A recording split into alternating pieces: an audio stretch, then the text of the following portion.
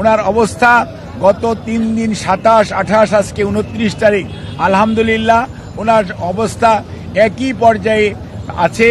এবং এটাকে আমরা ডাক্তারি ভাষায় যদি বলি অর্থাৎ শি ইজ মেনটেইনিং দি ট্রিটমেন্ট, অর্থাৎ চিকিৎসকরা যে চিকিৎসা দিচ্ছে এই চিকিৎসা উনি গ্রহণ করতে পারছেন। আপনাদের মাধ্যমে ভারপ্রাপ্ত চেয়ারম্যান জনাব তারেক রহমান আপনাদেরকে অনুরোধ করার জন্য বলেছেন যে উনি সার্বক্ষণিকভাবে যেমন এই চিকিৎসার যেমন খোঁজখবর নিচ্ছেন এবং উনি সার্বক্ষণিকভাবে এই চিকিৎসার ব্যাপারে সর্বোত্তম সহায়তা এবং ওনার চিকিৎসার ব্যাপারে শুধু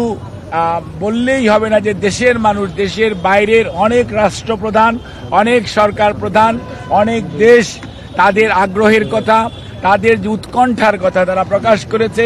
এবং সেই জন্য ভারপ্রাপ্ত চেয়ারম্যান মহোদয় সবার প্রতি কৃতজ্ঞতা জানিয়েছেন এবং সবার সহযোগিতা চেয়েছেন আমাদের দলের ভারপ্রাপ্ত চেয়ারম্যান জনাব তারেক রহমান। আমি একটা জিনিস আপনাদের সবার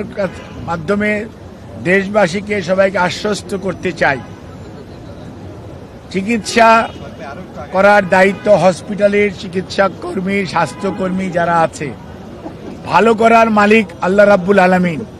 এবং মনে রাখতে হবে চিকিৎসার ব্যাপারে উনার জন্য সারা পৃথিবীর নয়, সারা পৃথিবীতে সবচেয়ে ভালো যে চিকিৎসা ব্যবস্থা করা প্রয়োজন সেটি উনার জন্য এখানে করার আয়োজন করা হয়েছে এবং আমরা যত তাড়াতাড়ি সম্ভব যখনই শারীরিকভাবে চিকিৎসকরা, বিশেষ করে মেডিকেল বোর্ড, এই দেশি বিদেশি চিকিৎসকদের সমন্বয়ে গঠিত এই মেডিকেল বোর্ড এই উনাকে দেশের বাইরে নিয়ে যাওয়া ব্যাপারে কোনো ধরনের পরামর্শ দিবেন আপনাদের মাধ্যমে, আমরা তখন সবাইকে আমরা জানাবো। আর এই মুহূর্তে উনাকে যদি এইটুকুই বলতে পারি, ওনার অবস্থা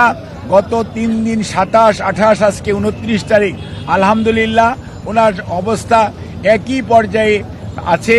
এবং এটাকে আমরা ডাক্তারি ভাষায় যদি বলি অর্থাৎ শি ইজ মেনটেইনিং দি ট্রিটমেন্ট, অর্থাৎ চিকিৎসকরা যে চিকিৎসা দিচ্ছে এই চিকিৎসা উনি গ্রহণ করতে পারছেন। কাজে এই চিকিৎসা যাতে উনি গ্রহণ করে সুস্থ হয়ে যেতে পারেন সেই জন্য আপনারা সবাই দোয়া করবেন। আর বিদেশ যাওয়ার বিষয়টি নির্ভর করছে সার্বিকভাবে শারীরিক সুস্থতা এবং মেডিকেল বোর্ডের সিদ্ধান্ত এবং সুপারিশের পরিপ্রেক্ষিতেই সেই সিদ্ধান্ত পরবর্তীতে গ্রহণ করা হবে, আপনাদেরকে জানানো হবে। আপনাদের সবাইকে অনেক অনেক ধন্যবাদ।